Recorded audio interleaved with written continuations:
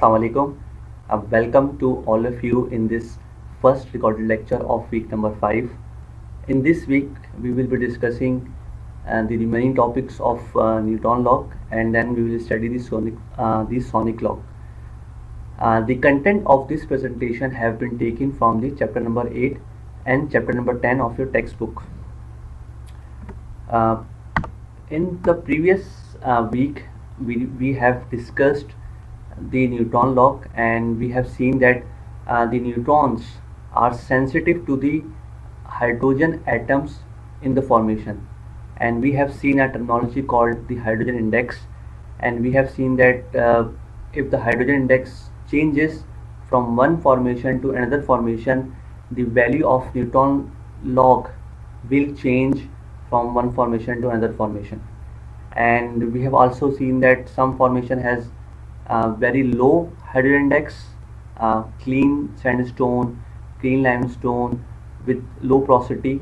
So clean formation having low porosity will have a very low hydrogen index, and obviously the same formation with high porosity will have high hydrogen index. So we have seen that in clean formation the hydrogen index is the function of porosity. But there are some formations, for example, we have seen the coal, and we have seen that coal has the highest hydrogen index because in coal the hydrogen is part of the matrix too. So coal has high hydrogen index regardless of its porosity. Same thing applies to shale. Shale has a very high hydrogen index regardless of its porosity, because in shale the hydrogen is present in three forms.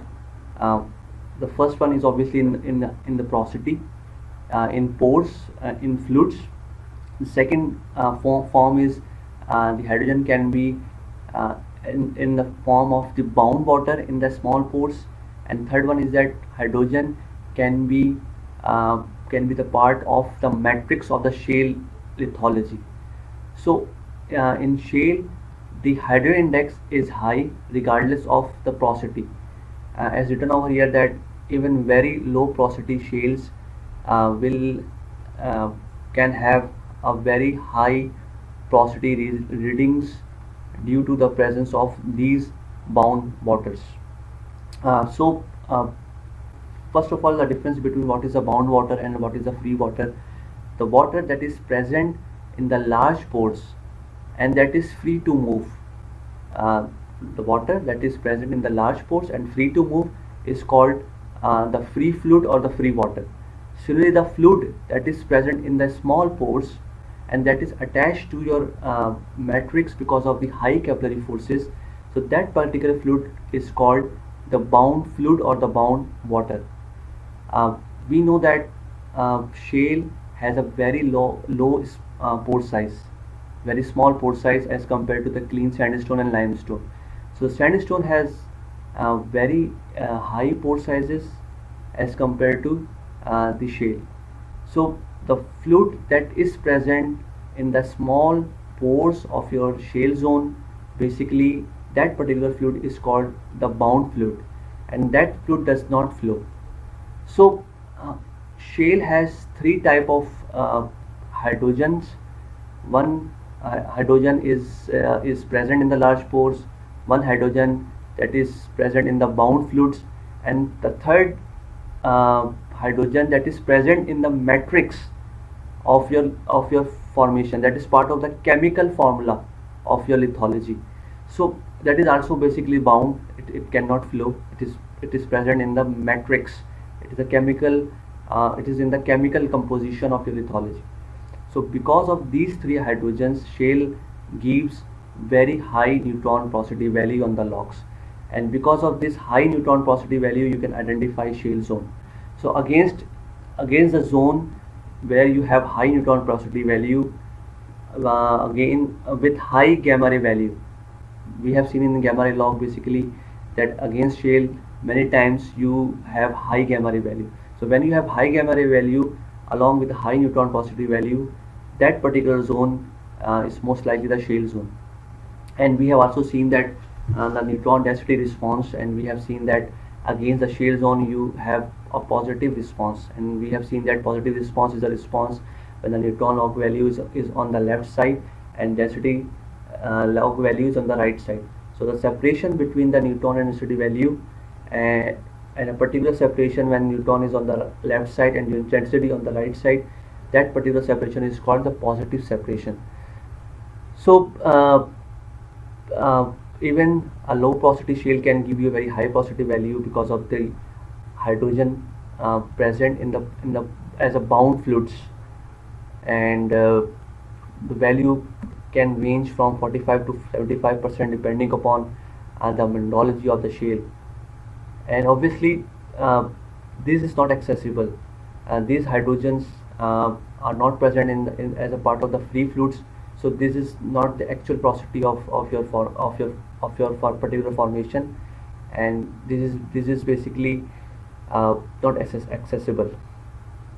We will see that there is a special type of shale which is called the source rock, and in that particular shale, which is a source rock, you can have organic matter and some hydrocarbons in that particular shale.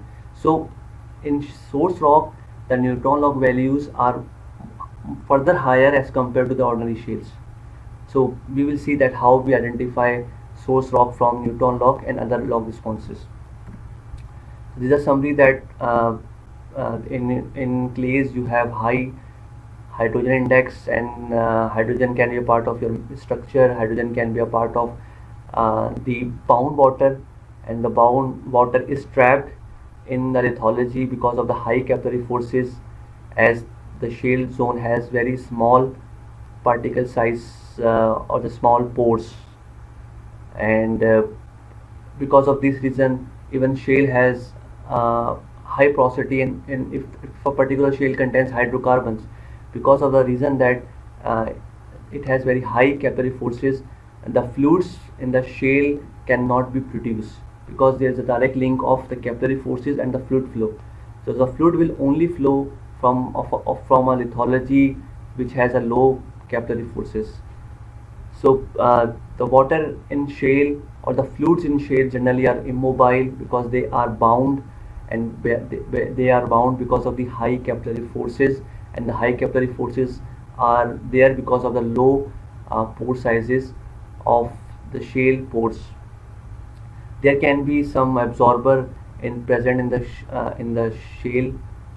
So this basically the absorber can further give you very high neutron value on the logs. So this is a log response of a shale and sand zone, and you can see that against shale zones you have high neutron porosity value, and against the sand zone you have low porosity value, low neutron porosity value. Again, the fluids in clean sandstone will only have hydrogens, and those hydrogen will be seen as a neutron porosity value on the log responses. But in the shale zones, hydrogen will be can be part of the matrix or in the pores, or can be as bound fluids. So this is a log response, and you have been asked to identify the shale or shaly sand zone in this log section. And first of all you need to understand the log headers. So in this log section, the 4 logs have been provided to you. 4 tracks have been provided to you, and for example in track number 1 you have 2 logs, gamma ray log and the caliper log. In track number 2 you have the resistivity log. In track number 3 you have the neutron porosity and the density log. In track number 4 you have the sonic log, delta T sonic log. So you have been asked to identify the shale zone or the shaly sand zone. So we know that from the gamma ray response and from the neutron density response we can identify the shale or the shaly sandstone. So in this log section you can see that at the top section the gamma ray value is low, and at around 2603 meter the gamma ray value is increased slightly and is then constant from 2603 meter till the bottom section. This can also be confirmed through the density neutron response. As you can see, from the top section till 2603 meter, you have the negative separation, and the negative separation means that the density value is on the left side and the neutron value is on the right side. And at around 2603 meter, the density neutron separation has changed into the positive separation. So that also confirms that this is our Shaily zone from 2603 meter till the bottom section. So in this log section, basically you have two zones. One is called the sand zone because it has a low gamma ray value and positive and a negative separation, and the other zone is called the Shaily sand zone because in this zone basically you have slightly high gamma ray value with a small positive separation. Why we are not calling the zone number 2 as a shale zone? Because the gamma ray value in zone number 2 is around 45 API. It's not like around 100 or 120 API. So because of low gamma ray value as compared to shale, we are not calling the zone number 2 as a shale zone. So zone number 2 is the shaly sand because the gamma ray value is slightly higher than the zone number 1. In zone number 1 you have around 30 API gamma ray value, and in zone number 2 you have around 45 API value. So there are only two lithologies present in this log section, and since we haven't provided the BAF log, we cannot use it. So we have taken use the gamma ray and the density neutron response to identify the lithology, and we have seen that there are two zones, only two lithologies present in this log section. We haven't yet studied the residuity log, but you can also see that at around 2603 meter, when the gamma ray has increased and the separation has shifted from negative to positive response, at the same time the resistivity value has also decreased. As you can see, in zone number 1 the resistivity value is very high. We will see why it's high in zone number 1, and it has decreased when you have shale in the matrix. So in shale zone the resistivity value also decreases. So at around 2603 meter you can see that resistivity value has decreased from very high value to very low value. So this is another indication of shale zone, that at shale zone the resistivity values will be lower as compared to the clean sandstone or clean limestone. We will discuss this when we study the resistivity log. But one thing is to also focus on this log section, that although the lithology is constant from 2603 meter till the bottom section, the lithology is constant, but at around 2610 meter the resistivity log value has further decreased. So this portion of zone number 2 has lower resistivity as compared to the top section of zone number 2. So the reason we have to find out the reason that why this resistivity value has decreased. So keep in mind, we will be seeing that if lithology is not changing, as you can see that the lithology is not changing, but resistivity log value is changing. So when lithology is not changing but resistivity log value is changing, it indicates something. So we will see what it indicates. Another example. In this example, you have been asked to identify the coal zone using obviously neutron log, and just like shale, coal also has a very high hydrogen index. In fact, the coal has the highest hydrogen index. So on the logs you can identify the coal zone when you have very high hydrogen index along with a very low density value. So when you have low density value, high hydrogen index and low gamma ray value, these are the log responses of the coal zone. So you can first of all identify the log headers. Again, the log headers are similar to the previous log section. On first track you have gamma ray caliper, second track you have resistivity log, on third track you have the neutron porosity and the density log. and the scale of neutron porosity log is from 45% to minus 15%. So as you can see, if you see the blue dashed line, it is changing, and at around this depth the neutron log value has increased and has gone out of the scale of this of this track, and simultaneously the density value at this depth is also very low, and again it is also out of scale of this track. So this zone, which also has a very low gamma ray value, is most likely the cold zone. So the green circle zone has a very high neutron log value and a very low density value, along with a low gamma ray value. So this is the most likely the cold zone. So from log responses you can identify the shale zone and the cold zone. In shale zone you will have a positive response, high neutron value, high gamma ray value. In cold zone you will have a high neutron value with low gamma ray value and low density value. So neutron log can also be used to identify lithologies, and the lithologies are coal and shale.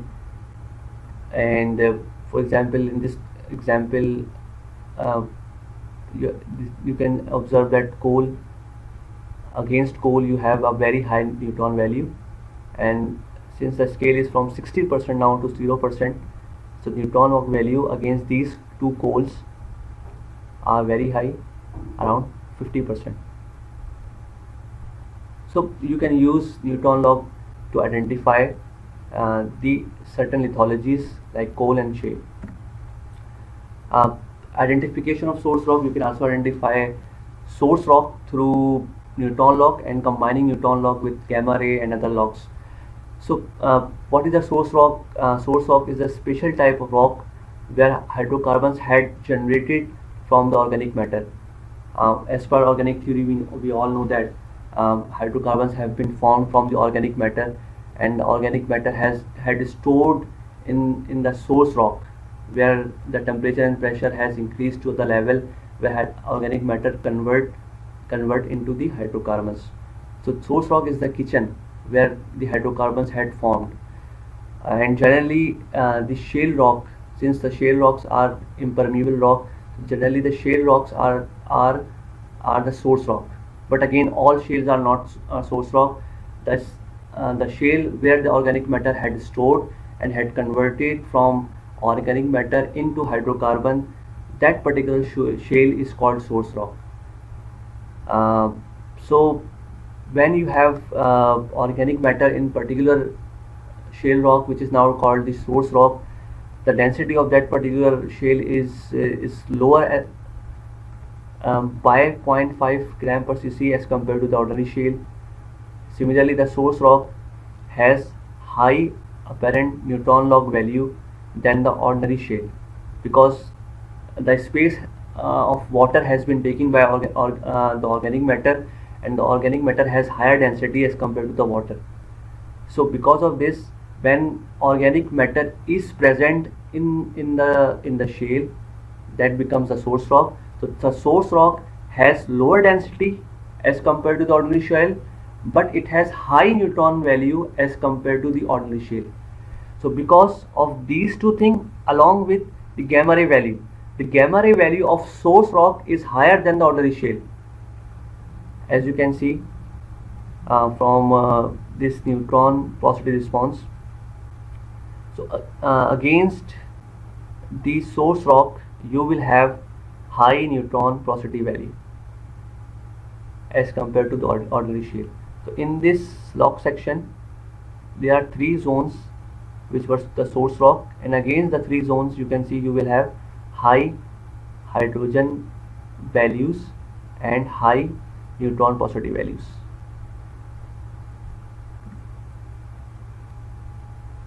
Against the source rock you will have high gamma ray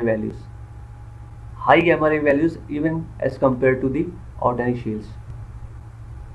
So very high gamma ray values with very high neutron porosity values with low bulk densities will indicate that that particular section of the log is the source rock. So you can use Newton log along with density gamma ray log to identify lithologies, and this is the objective of well logging interpretation. Initially, when you see the log responses, the first task you will do is to identify lithologies, where you have shale zone, where you have coal zone, where you have salt zone. So initially from log responses, the first task is to identify the lithologies.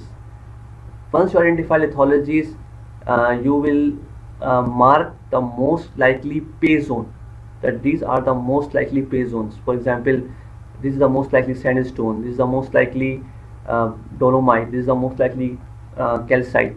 So you will calculate porosity, you will calculate permeability, you will calculate saturations, you will try to find out the hydrocarbons in that zones. So from the lithologies you will mark the pay zones, and then you will further make calculations in the pay zones only. And the depth of penetration of the Newton tool depends directly upon the amount of hydrogen in the formation.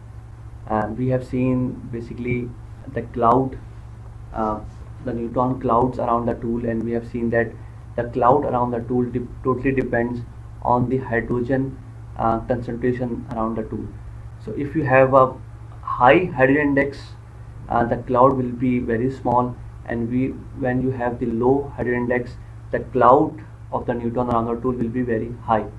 So since the cloud is depending on hydrogen index, which means the depth of investigation of this tool is variable and depending on the hydrogen index of the formation. So depth of investigation can be very shallow or can be deep depending on the hydrogen concentration in the formation. This tool is very sensitive to the chloride in your mud. The effects of mud have been trying to removed by pressing the tool against the formation borehole wall, but still you will have a mud cake, and mud cake will be slightly affecting your neutrons that are penetrating into the formation and are returning to the detectors. This works if there is no chlorine in the mud, and the tool will give you a very reliable reading of the formation. These are some corrections. This tool basically requires a lot of environmental correction. Initially the tool is calibrated in the following environment: 8 inch of borehole diameter, fresh water in the borehole and formation, no mud cake or standoff, temperature of around 75 degree Fahrenheit and pressure of around 1 atmosphere. So the tool initially is calibrated in this condition. So any other condition in the well bore will require correction. So for example, if the logging is being done in a well bore whose dia is not 8 inch, maybe 12 inch, or maybe less than 12 inch, or maybe 6 inch or something. So whatever the actual dia, if it is not 8 inch, the borehole corrections required in that particular log section. Similarly, if you do not have fresh water in the borehole and formation, you will require correction. Similarly, if you have mud cake or standoff, this tool is required to be calibrated. And obviously that when the temperature is higher than 75 degree Fahrenheit in reservoir, this tool require correction, and obviously pressure will be higher than 1 atmosphere. So any other condition mentioned other than this will require your tool to be calibrated. These are basically the summary showing that the depth of investigation of this tool is around 9 inch to 12 inch. It has a good vertical resolution around 12 inch, so it can resolve the lithologies of 1 foot. So it can easily identify all lithologies whose thickness is higher than 1 foot. These are some readings in different lithologies, and we have seen that on logs readings are reported in limestone unit. That is why sandstone, although 0% porous, but on log the reading is minus 2%, because it is reported in limestone unit. Porosities can never be negative. So these -2 indicates that these porosities are reported in some other unit, and when you correct the lithologies, so this will come out to be 0%. And we have seen the lithology correction and other things while discussing the this log.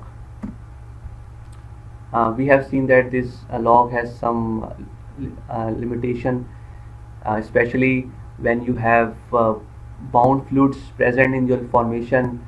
This log cannot differentiate between the free fluids and bound fluids. It will report the bound fluids as the free fluids on the logs, and because of this we have seen that we have high porosities against the shale and the coal zones, and this is the limitation of the neutron log. And because of this you cannot use neutron log to calculate porosity in shaly sand and shaly limestone. So when you have shaly sand or shaly limestone, you cannot use this log to estimate porosity, because you know that whenever you have shale, this log will give you wrong readings. And when you have some absorber in the formation which absorbs neutron, you will have high porosity on the porosity logs. And matrix type, we know that it has to be known, and determine porosity in gas or shaly sandstone is not straightforward, and we have seen that it requires a lot of environmental correction. So these are some limitations of neutron log, but this log is very useful in limestone. In carbonates containing water, this log will provide the accurate reading, because we have seen that in the scale of the limestone have been selected, that it gives true reading on the of limestone and dolomite on the log response. So when you have clean limestone, clean dolomite, this log is the best log to estimate the porosity. But when you have shale zone, this log has limitation and should not be used to calculate porosity. So now start the sonic log. Sonic log basically is another porosity log. Basically there are three porosity logs. One is density log, neutron log, and the third one is the sonic log. So sonic log basically is another porosity log, and in this sonic log basically we take use of the sound wave, and this is another example of the induced measurement. Transmitter basically generates the sound waves. The sound waves travel in the formation and basically comes to your detector. So in sonic log we measure the travel time of a sound wave through the formation. So we measure the travel time, that how quickly the sound waves travel from a given formation, and by measuring the travel time of the sound wave, we basically somehow measure the porosity of the formation.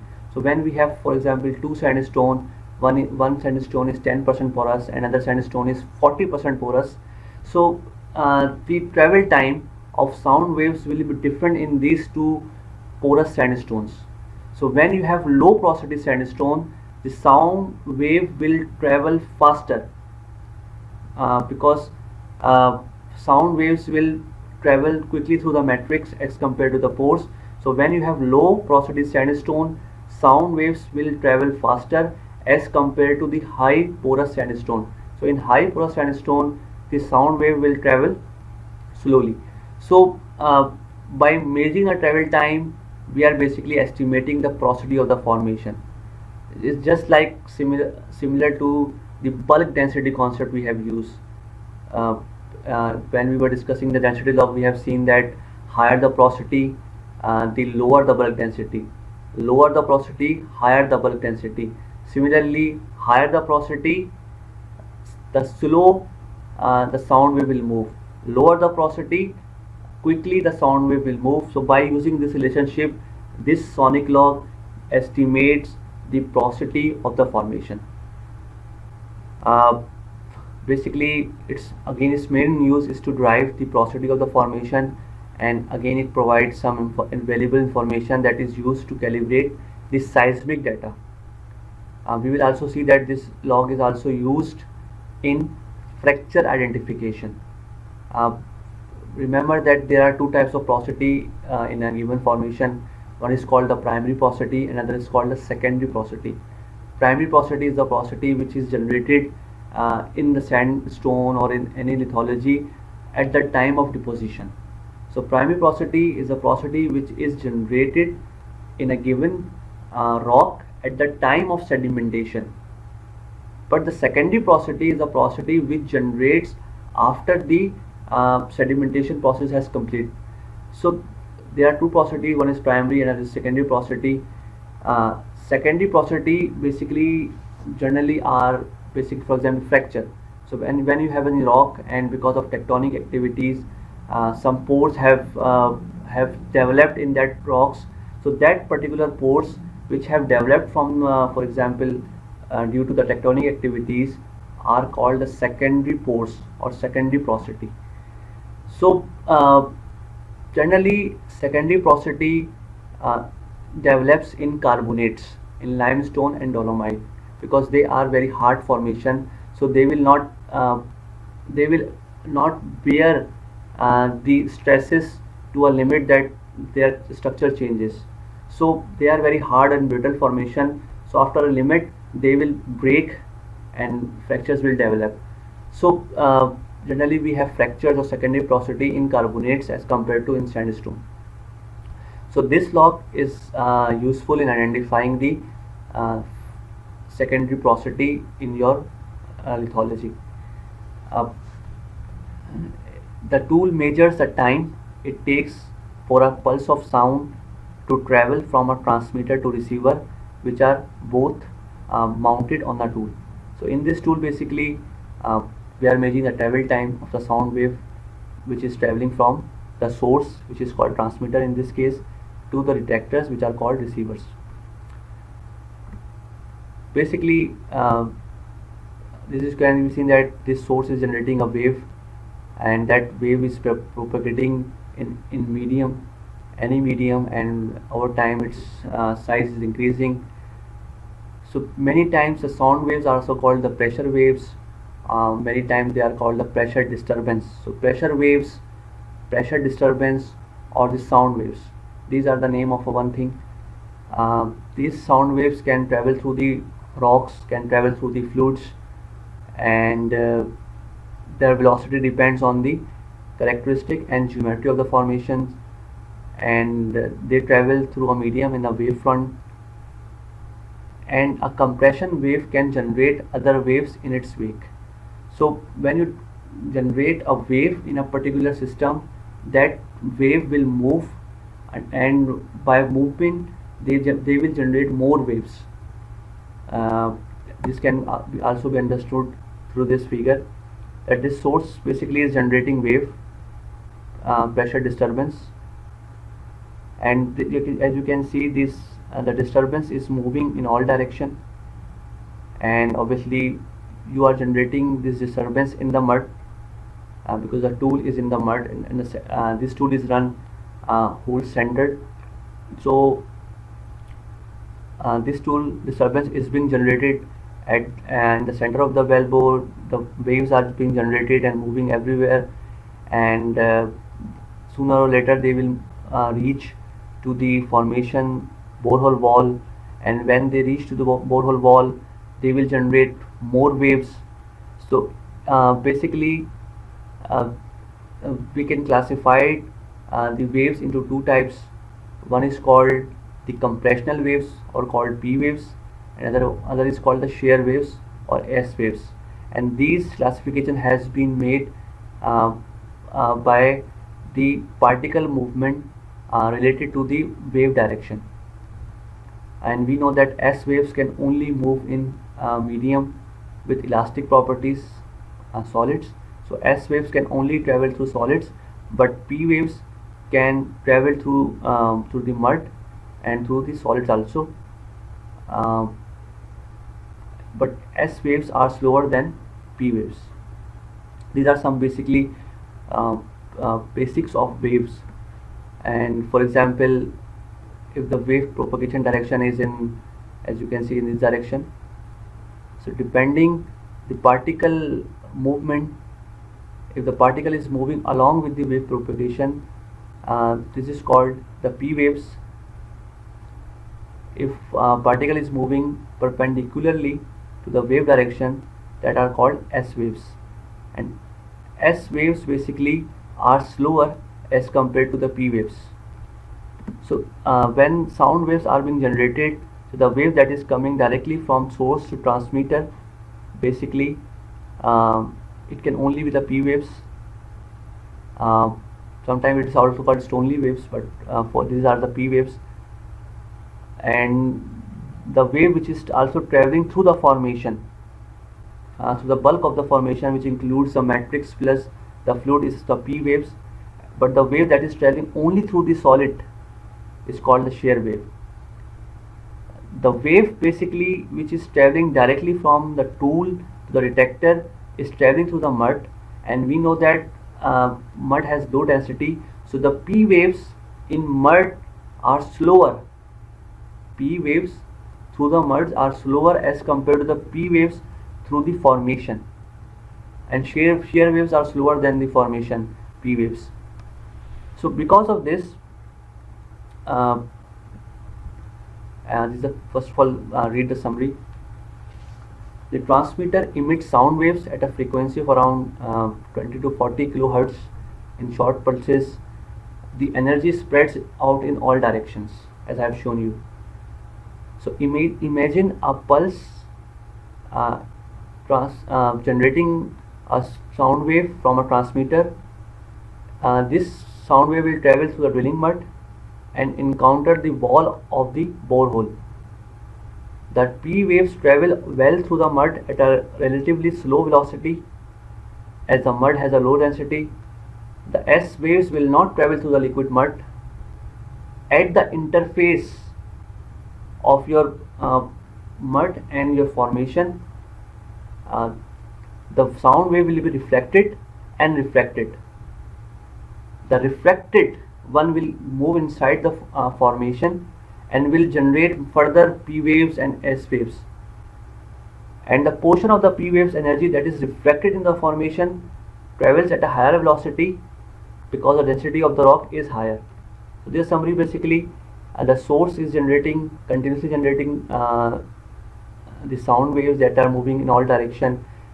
These waves which are moving from through the mud towards the detectors are slower, and at this interface this sound wave will be reflected and refracted. The refracted one will move into the formation, and this P waves that it has been reflected will move much faster as compared to the direct waves that is coming from the source toward the detector. So basically, as you can see, in sonic clock we are measuring the P wave that has been refracted at the borehole wall and has moved through the formation towards the receiver, and this is the fastest wave that has traveled from the transmitter to the receiver. So this is the first wave that will be received at the receiver. So this is the travel time, the time traveled by the sound wave from the transmitter to the receiver. So this is the wave that will be measured in the sonic law. So the acoustic energy arrives at the borehole wall opposite a source of sound.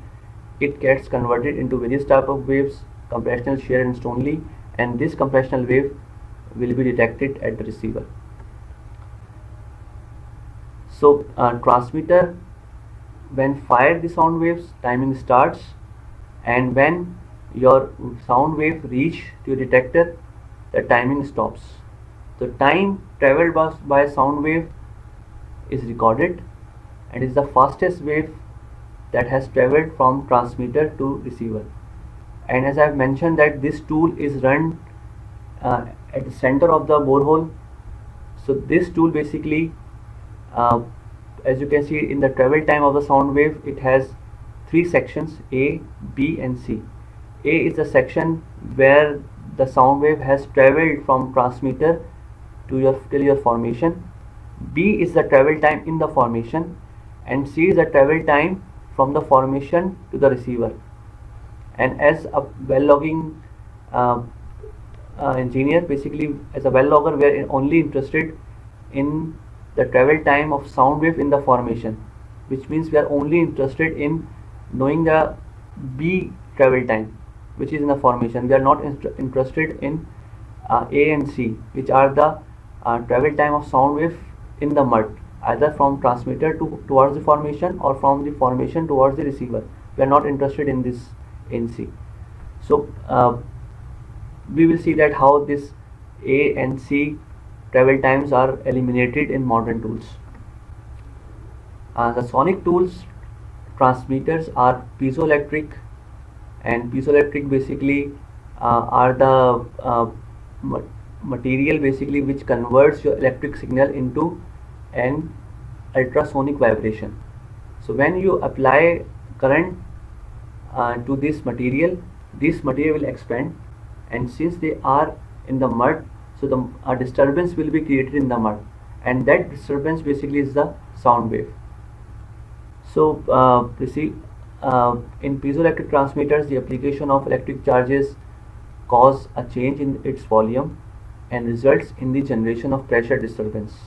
You can call it pulse, you can call it wave, you can call it sound wave.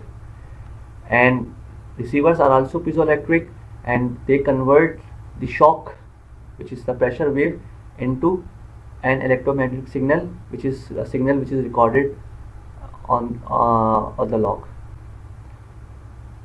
So piezoelectric detectors receivers have a type of structure which, when stress is applied, shows the separation of negative and positive charges and results in the signal which is recorded on the log.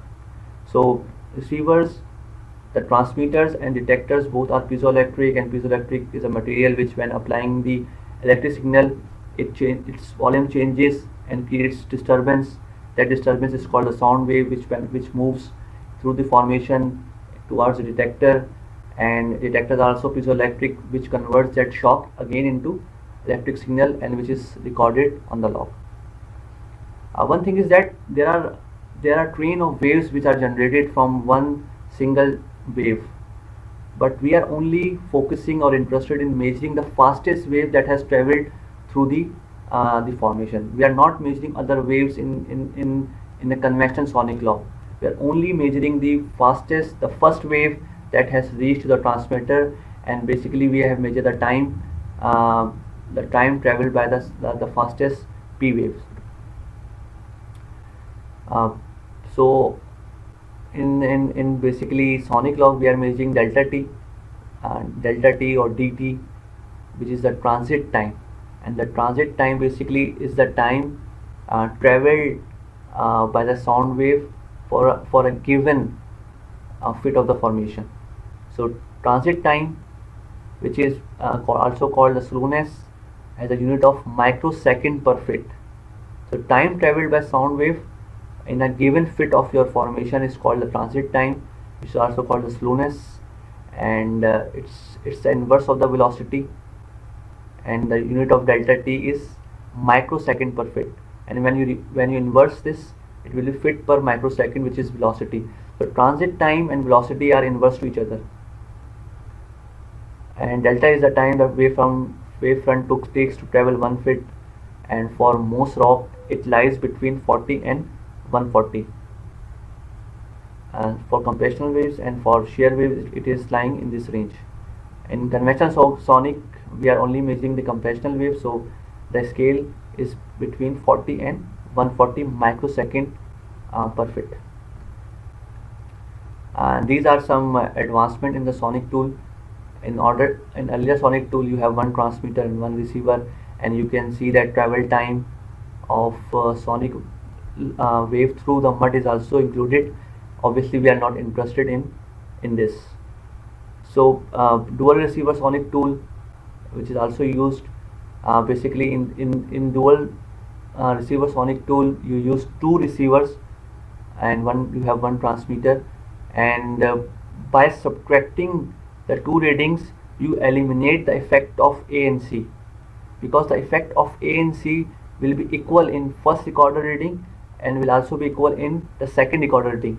So by subtracting the second recorder reading to the first reading, you will eliminate the effect of A and C, and you will have B minus D, which is the B minus D is the time difference between B and D.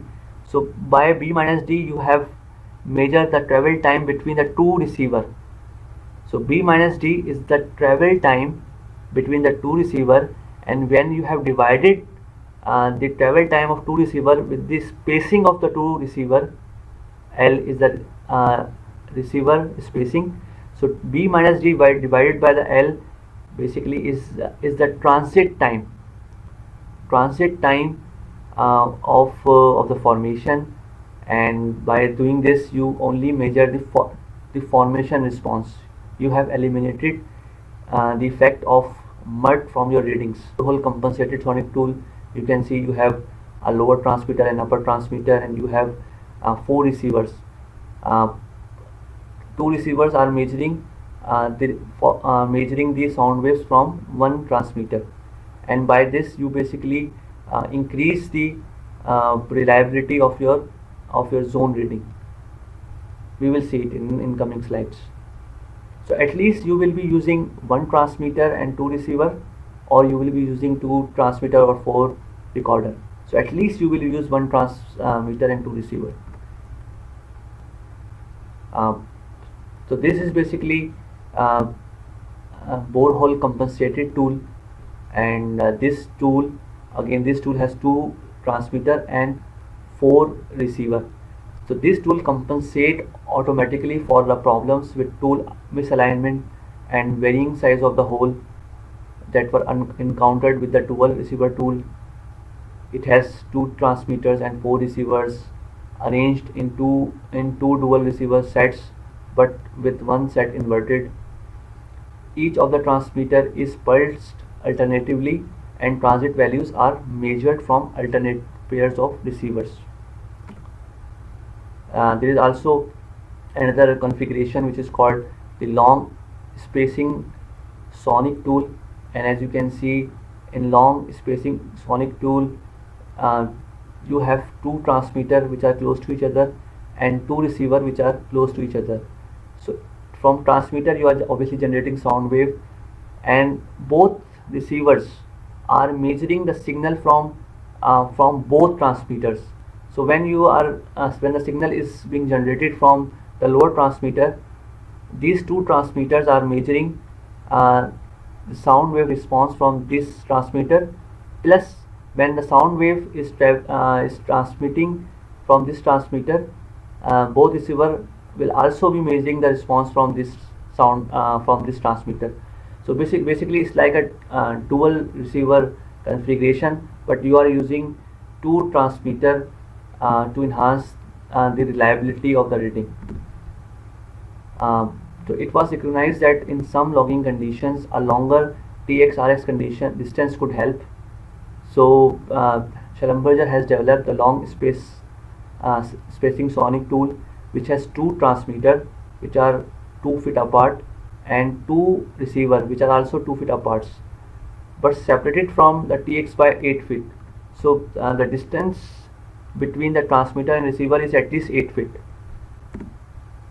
This tool gives two readings: a near reading with a 8 to 10 feet spacing and a far reading with a 10 to 12 feet spacing. All this configuration basically have been used to enhance the reliability of your formation reading. Because we are not interested in measuring the travel time of the sound wave through the mud. We are only interested in measuring the travel time in the formation.